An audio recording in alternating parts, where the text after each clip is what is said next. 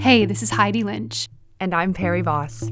And this is Avocado Toast, the series podcast. Our web series was inspired by our real life experiences, The great ones and the heartbreaking ones. And our podcast series is inspired by the community around us, the people we collaborate with, the people who lift us up, the people who listen when things aren't going so well and celebrate when things are. And in our podcast, we wanted to reach out and chat with other artists and creators to find out what makes them tick, what inspires them, what drives them, what brings them joy. We hope that they inspire you as much as they inspired us. Enjoy. Today, Perrie chats with Annie Briggs, who is our script editor and is an actor and writer. Hi, Annie Briggs. Hi, Perrie. How are you? I'm good. How are you doing? I'm doing real well. We have a nice day with us today, which is making things a little lighter in my brain. Today we have Annie Briggs, a writer and actor. And we were lucky enough to have Annie on board with our team for the last season as a story editor and coming on this season again as we develop season 2 as a story editor. Yeah. So it's been an honor to work with you thus far. Likewise. So what's been getting you through COVID, my lady? How have you been coping? Have you been being productive? Are you hiding? What's going on? I mean, the truthful answer to how I've been coping is wine. Great answer. To be like real frank. Yeah, I've been drinking more than I normally do. But like I'm chill with that. Yeah. In terms of my productivity, I think like back in like last spring when this all started, I had high hopes for my productivity level. Yeah. And then I really just punked out real hard. I was like, and I just couldn't focus, and like really I couldn't even read a book. It just wasn't happening. Yeah. And then I tried, I think it was around like last April and into May, just to be gentle with myself and not try to strong arm myself into some sense of productivity. You know? Yeah. Was that hard for you to like forgive yourself? Oh my God, it's so hard. I am so uncomfortably programmed, as many of us are, I think, here in the way that our world works, to value productivity in kind of a fucked up way. Can I say? You can swear your little heart out. Go for it. Fucked up way. Anyway, I actually last spring I feel like I reevaluated my relationship with that a lot, and I really started to like feel okay at the end of the day of just like, gardening or like baking some muffins or like reading nonsense or something, like things that I wouldn't normally be like, yeah, I killed it today. So yeah, and then I mean things naturally for me, just work-wise and otherwise, picked up over the summer, and cool. So I've had quite a boisterous autumn. Yeah. But it was a nice old rest period. Yeah. Were you able to sort of like relax into that eventually once you forgave yourself and started eating muffins and all that stuff? Were you able to sort of I think okay, this pace is working for me? Yeah, I definitely did. I hit a stride in my in a slower lifestyle for sure. And it was nice. And then one thing I did, and we started at the beginning of April, I think, and it really helped me, was my sister, who does not live near me. She and I simultaneously, we buddied up and started doing the Artist's Way together, which is a program that neither of us have done. I mean, it's been on my radar forever, right? But so it was kind of nice to move through that together, and it was good. That's amazing. I did that in the summer between first and second year of theater school. Mm-hmm. I think we were told by our voice teacher that was like our summer assignment to do the Artist's Way. And I took it like very seriously. Yeah. And I actually was surprised at the benefits that I got from it, because I had a lot of resistance around it. Sure. But I was actually like pleasantly surprised what kind of came out of it for me. Oh, for sure. I think it's also, it makes sense. It's the kind of program that you can revisit it at different stages throughout your life really and get vastly different things out of it. But it was funny doing it during the height of the pandemic because she was in New York, I was here. Yeah. And like, especially for the artist dates, I was like, oh, I wish like I could take myself to, you know, the AGO or something, or like off to see a movie alone. But like, really, I was just like, and I'm gardening for the 6th day in a row, or like, I've made more macrame than any woman should. But, you know. Oh, I should buy some of your macrame for my new. You should look. I want to see it. Ooh, guys hanging. That's fantastic. I know. I'm like not too shabby. No, it's really good. That's as good as what I've seen for sale. So, oh gosh, discovering new talents. Yeah. Yep. Yeah, and you're taking a baking course, is that right? How is that going? That's actually why I told you I have something in the oven and it's going to beep at me in like 20 minutes. I'm making, it's my first attempt at choux pastry. So I'm making eclairs and cream puffs today. Oh God. Who eats your baking, Annie? Hmm? Who eats your baking? Well, not me, I'll tell you that much. No, because you can't eat a lot of that stuff, right? Yeah, I know. I don't like sweet things. I just like making them. Yeah. And are you pleased with your results? Are you happy with, or is it just? I'm never happy with my results. I'm always searching for, I'm also terrible at following recipes. It's like, I think against my DNA, it's not within me to do that very well. Are you like, I could do that, but I could also just do what I want? Is it? Yeah. Yeah, I'm like that. Which is great for cooking. Like, I think it makes me a really good cook. But as a baker, which is like hard science, you know? Oh my God. Yeah. But I'm learning. That's why I took the course, because I wanted to actually, you know, understand some of the science behind it. But yeah, it's been fun. My neighbors have been very happy with the results of all this, though. They get all the baking. I bet everyone around you is very happy with all of it. Pretty much. Well, that's awesome. I love baking too, and I just haven't done it for a very long time because I didn't want to eat it, so I stopped doing it. But like all through high school, and that was like my comfort. If I was feeling, I don't know, stir crazy, I'd go bake something. But do you have a sweet tooth or? No, I don't. I'm savory. I'm like umami, savory. Right around my period, I crave chocolate, and that's it. Like carbs and chocolate. But I'd much rather have like cheese or like cheese and wine. I like crave that. Yeah. I'm a big I like fermented and pickled and like tart sour things. So I'll eat like pickles or sauerkraut or kimchi until I, you know. Yeah. Well, the sauerkraut and the kimchi is good for you though, right? Like that's a good gut. Not as, sometimes I give myself a genuine stomach ache and I'm like, girl, like, I don't think you need to be eating half a jar of kimchi in a That's fair. No, that's fair. Yeah. No, I can get on board with the pickle train. I'm not as obsessed as others are, but yeah, I can be on board for sure. You have been a part of our sort of writing of this forever. Like, because I remember meeting with you at what was that coffee shop? The Mercury. Yeah. I knew nothing. And I was like, Annie's someone who wrote something once.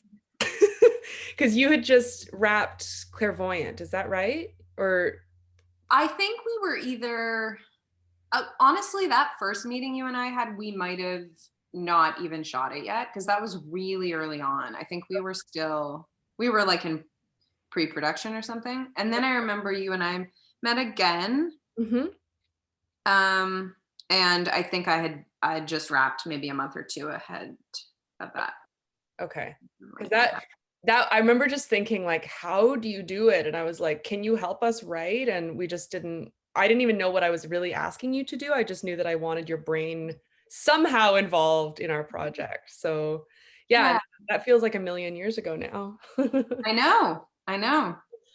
So that's really cool. But yeah, I feel like, and I was thinking the other day too, because I was reading someone's script who's a first time writer, and I was like, man, like, and it was it's good. It was fine. It just needed some, shaping and help and stuff. And I was like, that must be cool for you too, to see, hopefully, the growth that we've encountered. Oh yeah. Because I remember things like you at one point you were like, so ladies, you have 70,000 locations. We were Right. like, so what? Yeah, I mean, it's like project to project, you get a sense of what people's budgets and limitations, and then you're always thinking about the parameters of that kind of thing.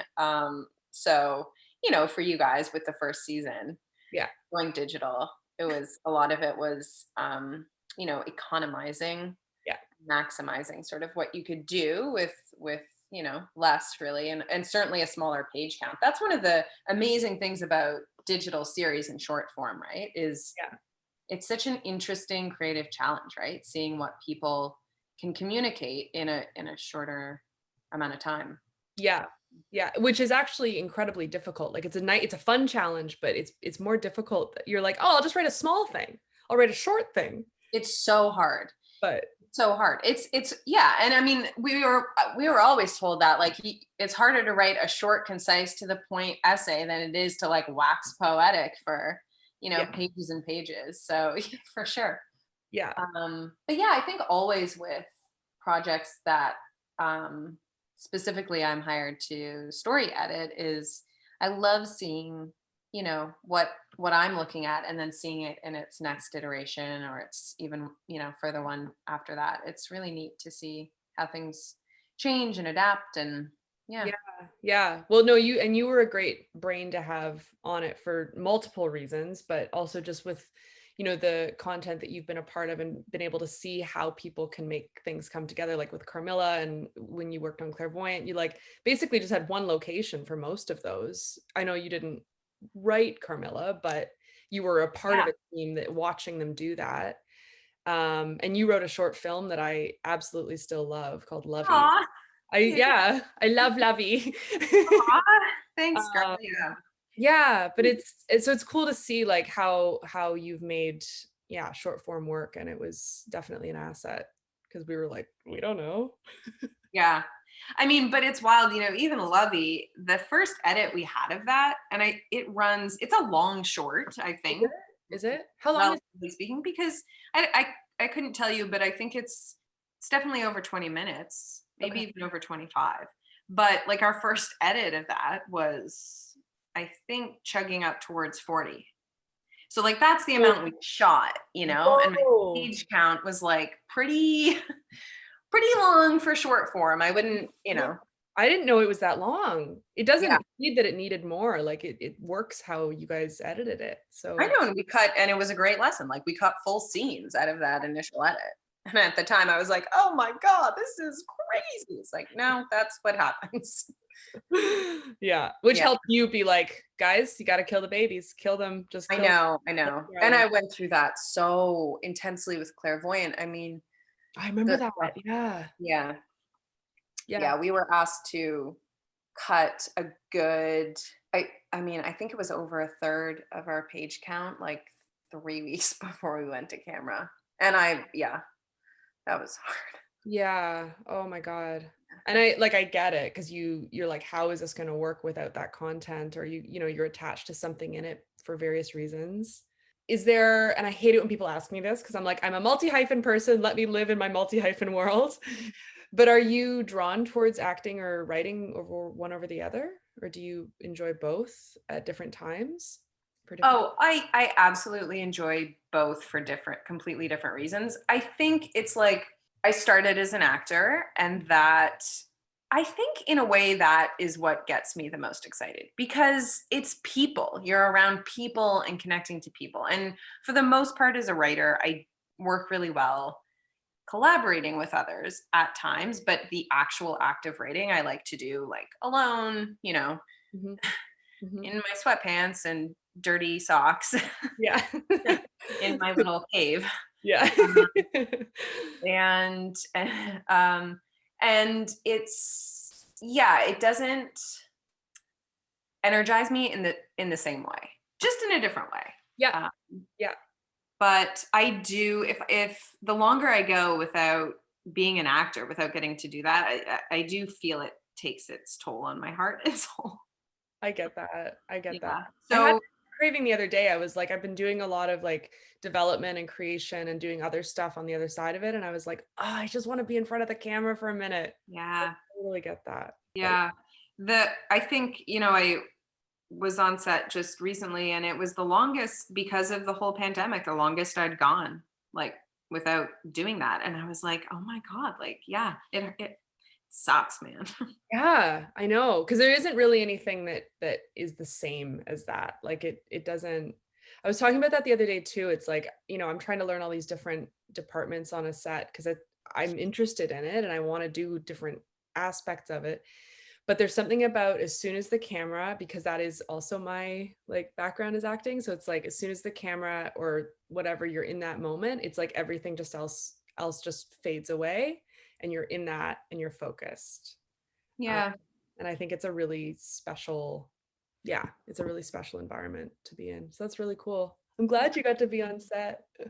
Yeah. It's so fun. And so with your work with us on Avocado Toast, was there a character or a storyline that you were drawn to that you felt, especially attached to, or something that you were excited about? Just a favorite moment? Oh man. Well, I mean, I really think that there were things like both for Molly's track and Elle's that I really loved. Mm-hmm. Yeah, to be honest, like Molly's coming out, and I just thought so necessary and needed in, our media content. I think by erasure, especially for those of us who grew up in like as teens, preteens in the 90s and 2000s, that was such a prominent narrative. I mean, I can't speak for everyone, but that was the idea that I was definitely growing up with, that like bisexuality doesn't exist and you grow out of it. And it is hugely and was hugely detrimental. Yeah. To me personally. So I think any content that sort of puts that out there and roots it firmly as an identity is really helpful and amazing. So yeah, I love that. And then, I mean, as a child of not one but multiple divorces, I thought that Elle's storyline and seeing her go through that was really important. And it's true. I remember talking to you about this at the time, and I mean, I know it was personal to you, but we really don't have a lot of content still about, the effects of divorce when it happens to children that are older. Yeah. I mean, that wasn't the case for me, but it still has a huge effect. And it's like, basically what we saw Elle going through, how do you cope with that? And especially when you're not still living with your parents and you're an adult in your own right, it's a very complex thing. Yeah, it is. And it's interesting I'm on both of those aspects, like those storylines I think are just so important. Yeah, the bi erasure and adult child of divorce. Yeah, it's we're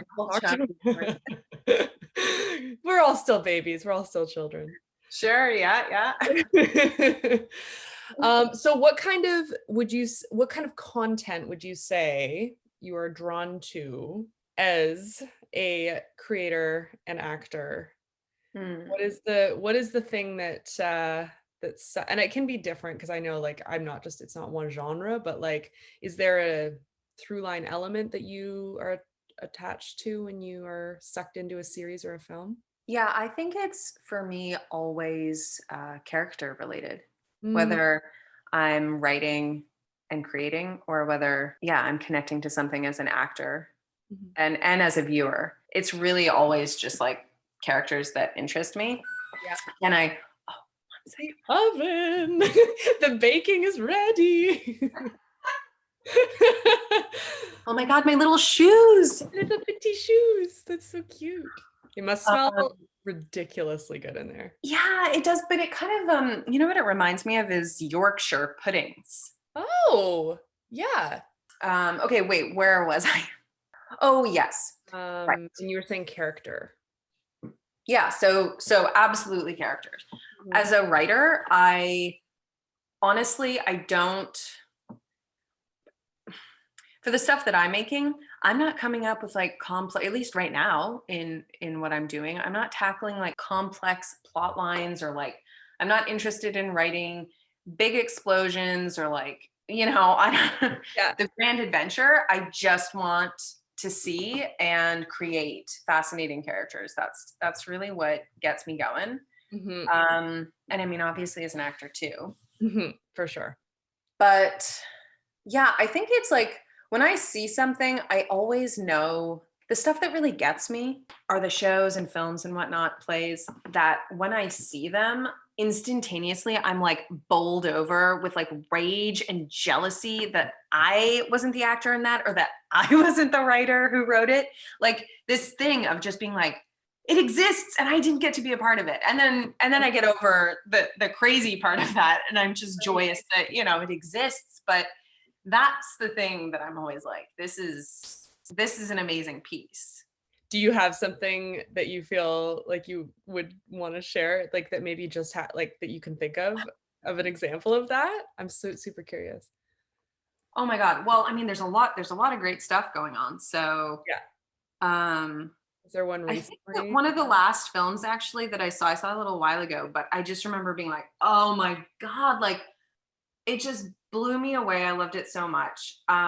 Is a film by Celine Sciamma, who is a French director. I love all of her work really that I've seen, but Portrait of a Lady on Fire. Yes. I just recently watched that too. I feel like I missed the boat when everyone was talking about it. Every frame in that film is a portrait. It is, right? It's a complete painting. Every setup is a total painting. And her, like, just her approach to writing and storytelling is infinitely astounding to me. I really love what she does. Yeah.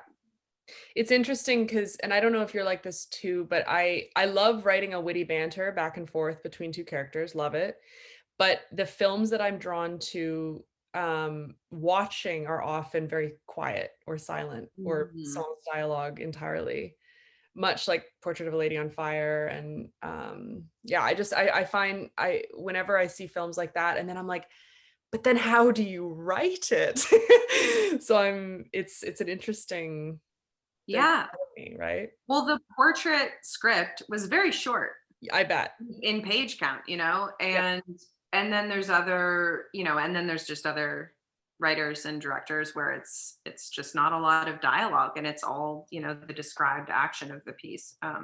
One of my other favorite filmmakers is Jim Jarmusch, and he's notorious again for having very quiet, pensive films. Yeah.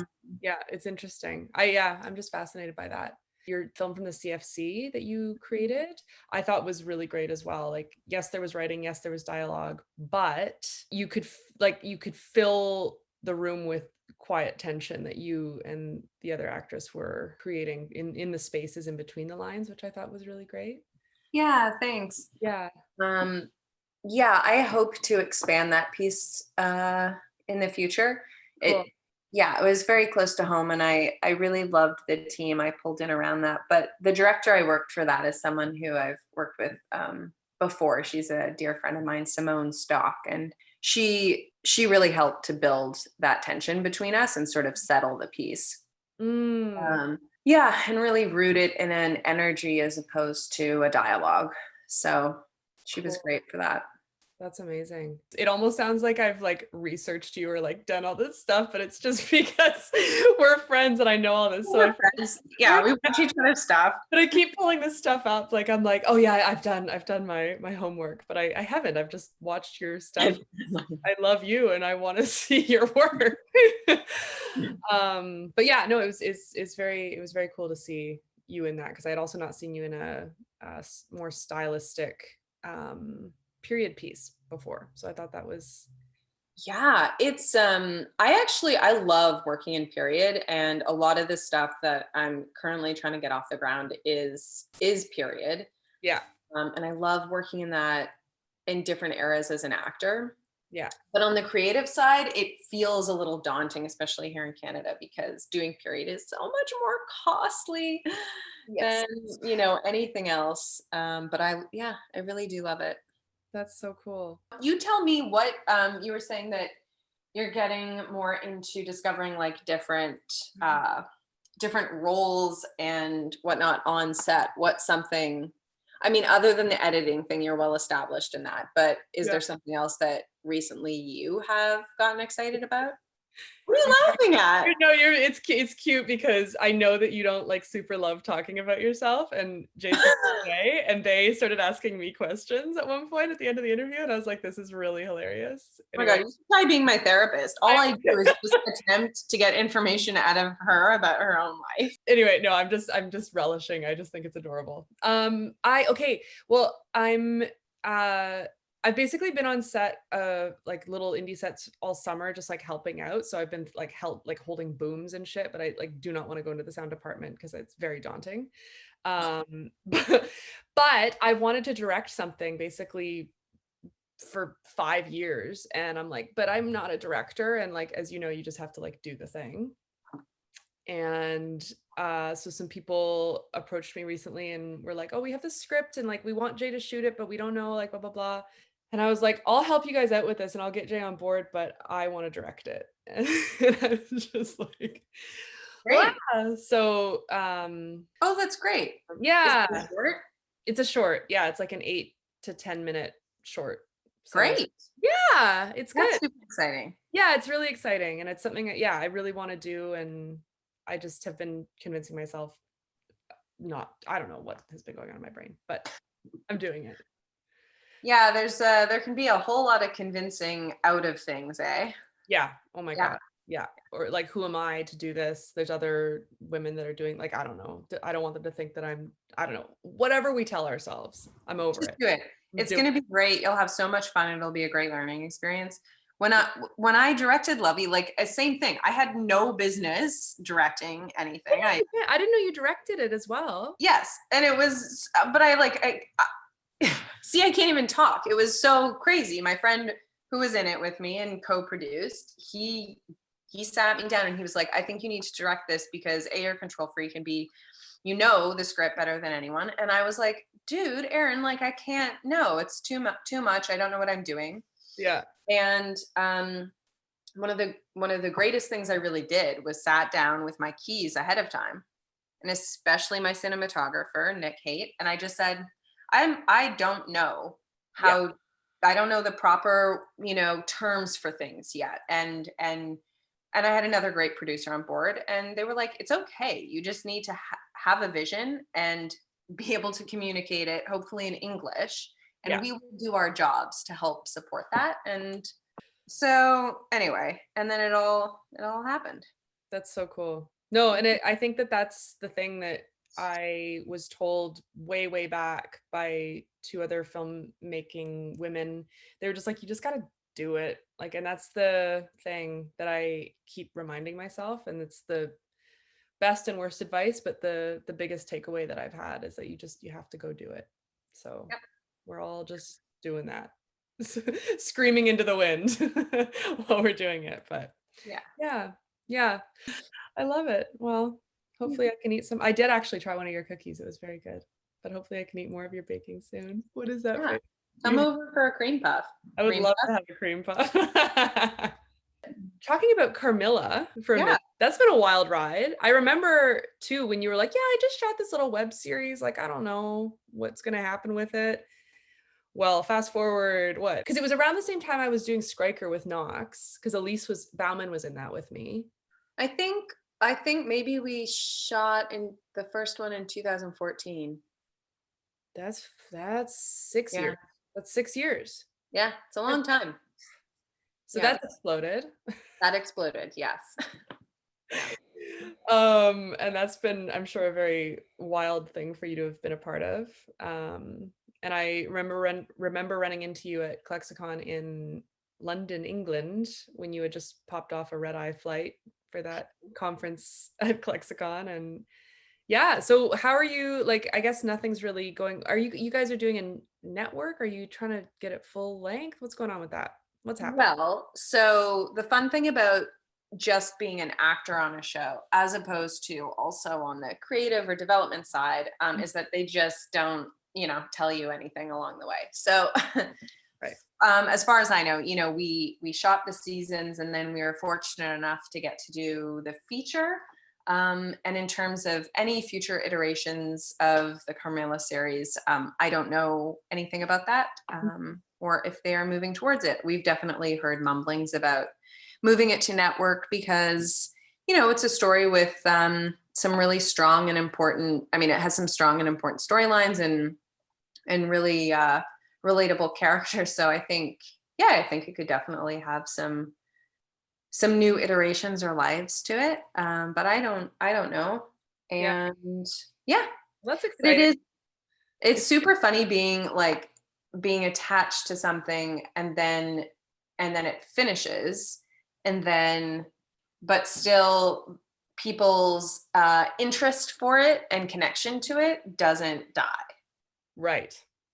Because when we do, like, especially at the height of COVID, we were doing some meet and greets online and whatnot with fans of the show, and they're still watching or they've just connected to it and they're asking questions about our experience, and I'm like, oh my God, I feel like an old lady that was 6 years ago, like still talking about, you know, my experience from but it's amazing. I mean, I think it just it speaks to the creative minds behind that piece for sure. Yeah, and the longevity and the timelessness of it for new generations of people that are coming up and discovering it. So what a cool thing to be a part of and sort of seeing the perspective on that, on like behind the scenes side of it. So. Yeah, it was super special.